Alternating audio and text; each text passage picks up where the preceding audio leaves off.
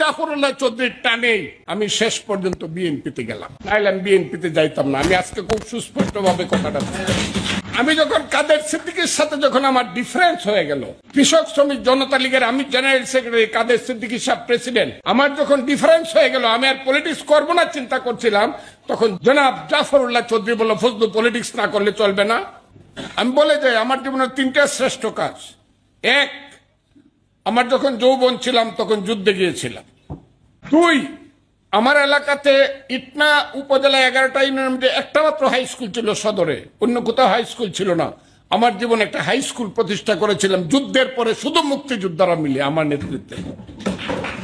এবং এই স্কুলটা যতদিন আমি পরিচালনা করেছি, কিশোরগঞ্জ জেলার শ্রেষ্ঠ স্কুল ছিল জয়সিদ্ধি হাই স্কুল, আনন্দমোহন বসুর এলাকায়, যার নামে আনন্দমোহন কলেজ। 3, আমার জীবনের আরেকটি শ্রেষ্ঠ কাজ, এরপরে আর কাজ করতে পারি নাই, সেটা জাফরুল্লাহ চৌধুরীকে আজকে সেলিউট করি। ভাই, আপনি চলে গেছেন, কিন্তু আমাদের মতো ফজলুর রহমানদেরকে ঋণী করে গেলেন।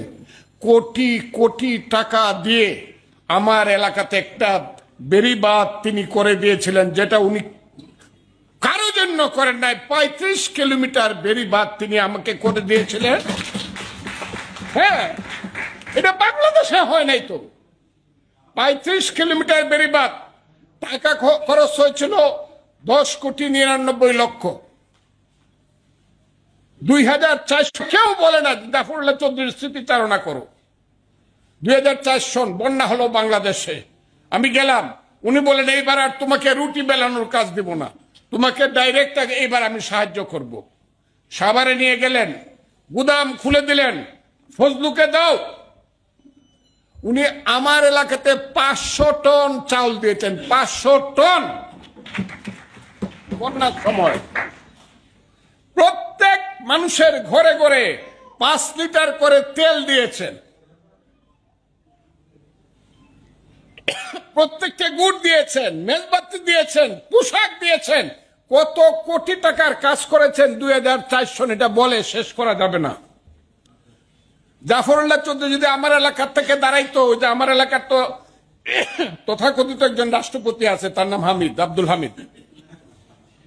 হ্যাঁ, আরে আইলে ভাই কলির কাল ছাগলের ছাটে বাঘের গাল, একটা কথা আছে। এই দেশে ফালতু লোকেরা নেতা হয়েছে। অনেক বাধা দেওয়া সত্ত্বেও উনি কাজ করেছেন, কোটি কোটি টাকার, মানুষকে প্রতি ঘরে ঘরে উনি চাল ডাল পৌঁছে দিয়েছেন, সবকিছু করেছেন। হঠাৎ করে বলল, তোমার এলাকাতে এত কিছু যাচ্ছে গণস্বাস্থ্য থেকে, আমি যাব। তার সঙ্গে ইউএনডিপির একজন বিদেশি মানুষ আরেকজন। আর আমি আবার অবাক হইলাম, আমি দেখি রাত্রের বেলা 12টার সময় গাড়িতে উঠছি গণস্বাস্থ্য কেন্দ্র থেকে, একজন মহিলা গাড়ি চালায়, মেয়ে মানুষ। আরে কয় কি, মেয়ে মানুষ আবার গাড়ি চালায়, উনি আবার পার্মানেন্ট ড্রাইভার। ভোর 5টার সময় গিয়ে চামড়াঘাট নেমেছি। চামড়াঘাট হইল ভাটি এলাকার দুয়ার। ভাটি এলাকা থেকে উজান এলাকাতে আসতে চামড়াঘাট হয়ে আসতে হয়, বিখ্যাত বন্দর। এখন গেলাম, ওখান থেকে নৌকায় উঠলাম, উনি সারা এলাকাতে ঘুরলেন। আমার বাড়িটা তখন বন্যায় ভেঙে গিয়েছে, আমার একটা ছোট্ট কুড়েঘর আছে, সেই কুড়েঘরে উনি রইলেন, বিদেশি মেহমান নিয়ে রইলেন। এবং সেই থাকাটা কিন্তু 1 দিন 2 দিন না, মাসের পর মাস। আপনারা কল্পনা করতে পারবেন না, জাফরুল্লাহ চৌধুরীকে সালাম করলেও আমার ঋণ শোধ হবে না, সারাদিন সালাম করলেন। রইলেন, সমস্ত রিলিফ ওয়ার্ক করলেন, বন্যা দেখলেন, চানকপালি ঢেউ দেখলেন। চানকপালি ঢেউ বুঝেন? হাওড় অঞ্চলে না গেলে চানকপালি ঢেউ বুঝবেন না। সাদা ঢেউ আসে দক্ষিণ থেকে, অনেক বড় বড় ঢেউ, এটাকে আমরা বলি চানকপালি ঢেউ। উনি দাঁড়ায় দাঁড়ায় দেখলেন, ফজলু এখানে কি হয়?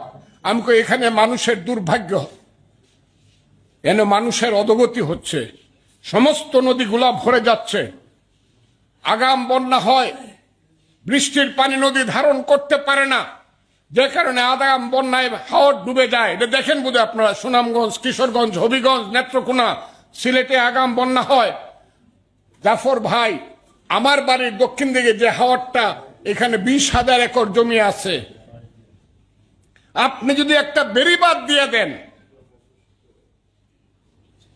তাহলে 20,000 মানুষ বাঁচতে, 20,000 একর জমি বাঁচবে, 5টা ইউনিয়নের 5 লক্ষ লোক বাঁচবে। এত বন্যার মধ্যে আমি বেড়িবাঁধ দিতে পারবো? তার সঙ্গে দুলাল নামে একজন লোক ছিলেন, এখনো বোধহয় গণস্বাস্থ্য কেন্দ্রে দুলাল সাহেব আছেন, বোধহয় দুলাল সাহেব। দুলাল, ইউএনডিপির সঙ্গে যোগাযোগ করো, জিয়াকে ডাকো। জিয়া খুব ফর্সা মানুষ ছিলেন, আমার মনে তো উনি বিহারি বা পাঞ্জাবি মানুষ। আরেকজন ছিলেন শাহেদ নামে একজন যুব কর্মী ছিলেন, ছাত্র রাজনীতি করত। আর ছিল শিশির ভাই। শিশির মানে হলো এখন বিএনপি করে যে শিশির ভাই, হ্যাঁ, সিরাজগঞ্জের শিশির ভাই। বললো দেখো এটা করো। শেষ পর্যন্ত উনি বললেন আমি এই বেড়িবাঁধ দিব, যেটা কল্পনা করে না বাংলাদেশে কোনো মানুষ। তখন লোক ছিল বাংলাদেশে 13 কোটি মানুষ। কেউ চিন্তা করে নাই যে হাওয়ার এলাকাতে চাঁদকপালি ঢেউয়ের মধ্যে 35 কিলোমিটার একটা বাঁধ হতে পারে। উনি শুরু করলেন, দেশি বিদেশি সমস্ত টেকনোক্রেট আনলেন, সমস্ত জায়গা পরিমাপ করলেন। পরিমাপ করে বললেন তোমার এলাকাতে টাকা লাগবে 15 কোটি। এই 15 কোটি টাকা দিয়ে আমি একটা মাটির বাঁধ দিব। তবে 15 কোটি টাকা সবটা খরচ হবে না, মাটির কাজ করলে 10% টাকা এমনি নষ্ট হয়, কর্মীরা খায় ফেলে, তাহলে 1.5 কোটি চলে যাবে, আর বাকি টাকার কাজ আমি করে দেব। আমি বললাম 1.5 কোটি টাকা আপনার খরচ হবে না, 1 টাকাও কোনো কর্মী আপনার কাছ থেকে নিবে না, সমস্ত মুক্তিযোদ্ধা এবং কর্মীরা কাজ করবে, আপনি যদি বিশ্বাস করেন। উনি গেলেন, হাজার হাজার মানুষের জনসভা হলো 5টা ইউনিয়নে, হাজার হাজার মানুষ হাত তুলে বলল এই কাজটা যদি আপনি আমাদেরকে করে দেন, আল্লাহ রসুলের পরে আপনাকে আমরা চিরদিন স্মরণ করবো জনাব জাফরুল্লাহ চৌধুরী। আমরা ভাত খাইতে পারি না, পেটের ভাত পরনের কাপড়। এক সময় যারা আম গাছ জাম গাছ ছিল, এক সময় যা হালের বলদ ছিল, দুধের গাই ছিল, আমরা এখন ভিখারি, আমরা এখন ঢাকা শহরে বস্তিতে থাকি। আপনি আমাদের হাওয়ারটা যদি বাদ দিয়ে ঠিক করে দেন, আপনি হবেন আমাদের কাছে আল্লাহর পরে সবচেয়ে বড় ওলি আল্লাহ, সেই জাফরুল্লাহ চৌধুরী। কার্তিক মাস হওয়ার সঙ্গে সঙ্গে কত লোক যে গেছে ওখানে আপনি কল্পনা করতে পারবেন না। দেশি বিদেশি কত টেকনোক্রেট গিয়েছে দেখার জন্য। কাজ শুরু হলো, জনসভা করলাম, 50,000 লোক হলো। আমি সবাইকে হাত তুলে বললাম আমার 4টে বাচ্চা আছে। তখন আমার বাচ্চাগুলা ছোট, এখন সবাই প্রতিষ্ঠিত। আমার 3 ছেলে 1 মেয়ে আছে। আমি শপথ করছি এই 15 কোটি টাকার মধ্যে যদি আমার পেটে 1 টাকা যায় তাহলে আমার 4টে বাচ্চা মারা যাবে। জাফরুল্লাহ চৌধুরী দাঁড়ানো আছে, আমার কান্না আসে। আপনারা সবাই হাত তুলেন যারা যারা সাহস আছে যে 1 টাকা যদি কেউ এখান থেকে তসরুফ করেন, যার 2টা বাচ্চা আছে সব মারা যাবে, আপনারা হাত তুলে বলেন। সব হাত তুলে বলল। মুক্তিযোদ্ধা, এর মধ্যে কমান্ডে, সমস্ত মুক্তিযোদ্ধারা এখানে কমান্ডে। আমি নাম বলতে পারি, নাম এখন বললে অনেক সময় লাগবে। সেই মুক্তিযোদ্ধাদের কমান্ডে 3 মাসে, কার্তিক, অগ্রহায়ণ, পৌষ, মাঘ মাসের 15 তারিখের মধ্যে বাঁধ হয়ে গেল। তাজমহল যেমন পৃথিবীর 7ম আশ্চর্য, ভাটি এলাকার সেই বাঁধ হলো বাংলাদেশের 8ম আশ্চর্য বাঁধ। বন্ধুরা, দেখার জন্য হাজার হাজার লোক, কেউ জানে না। সেই জাফরুল্লাহ চৌধুরী সর্বক্ষণ সেখানে থেকে 2টা জিনিস উনি খুব পছন্দ করতেন। ফজলু, তুমি আমার জন্য তেমন কিছু করতে হবে না, 2টা মাছ আমি খুব পছন্দ করি। একটা হলো বাইন মাছ, বড় বাইন মাছ, আর একটু আমার এলাকাতে বড় চিংড়ি পাওয়া যেত তখন। এই 2টা মাছ খুব পছন্দ করত, খাইতে পারতেন, খাইতে ভালোবাসতেন। উনি থেকেছেন। আমার বাড়িতে তখন বিদ্যুৎ ছিল না, জেনারেটর এনেছি, ফ্যান দিয়েছি। বলছে কিচ্ছু লাগবে না ফজলু, তুমি যে কাজ করেছো আমি করিনি, কাজটা করেছেন আপনি এবং আপনার গণস্বাস্থ্য। সেই কাজ তিনি করলেন। সমস্ত এলাকা, ভাটি এলাকার মানুষকে তিনি কৃতজ্ঞতা পাশে আবদ্ধ করলেন। তার সন্তানের পেটে ভাত দিলেন, তার স্ত্রীর পরনে কাপড় দিলেন, মানুষের মুখে হাসি দিলেন। তার নাম হলো জাফরুল্লাহ চৌধুরী। সব গেল। শেষ পর্যন্ত আমাদের এলাকাতে তখন মন্ত্রী ছিলেন, তার নাম ডক্টর উসমান ফারুক। উসমান ফারুক সাহেব গেলেন সেখানে। উসমান ফারুক সাহেবের চেয়ে আমাদের ম্যাডামের যে প্রাইভেট সেক্রেটারি আছেন, এখনো আছেন, শিমুল ভাই গেলেন, অনেকেই গেলেন, দেখলেন। এটা আজব কাণ্ড। এত বড় ঘটনা করলেন জাফরুল্লাহ চৌধুরী, সারা দেশে ধন্য ধন্য পড়ল। আমার সঙ্গে তার সম্পর্ক এটা হলো 2005 সন। মনে রাখতে হবে, বন্যার কাজ করেছেন 2004 সন, বেড়িবাঁধের কাজ করেছে আমার এলাকাতে 2005 সন। তারপরে আসলাম, হঠাৎ করে একদিন দাওয়াত করলেন আমার সঙ্গে আমার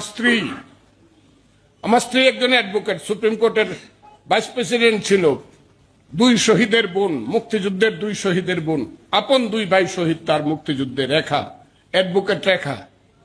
তাকে বলল, রেখাকে আপন বোনের মতো উনি স্নেহ করতেন। এই রেখা, আমার বাসায় একদিন খাও। আমি আবার ওনার বাসা আছে এটা মনে করতাম না যে ওনার একটা বাসা থাকতে পারে। পরে বাসায় দাওয়াত করলো ধানমন্ডিতে। উনি দোতলায় থাকতেন, একটা বাড়ির সামনে একটা মাঠ আছে। আমার বউরে দাওয়াত করলেন।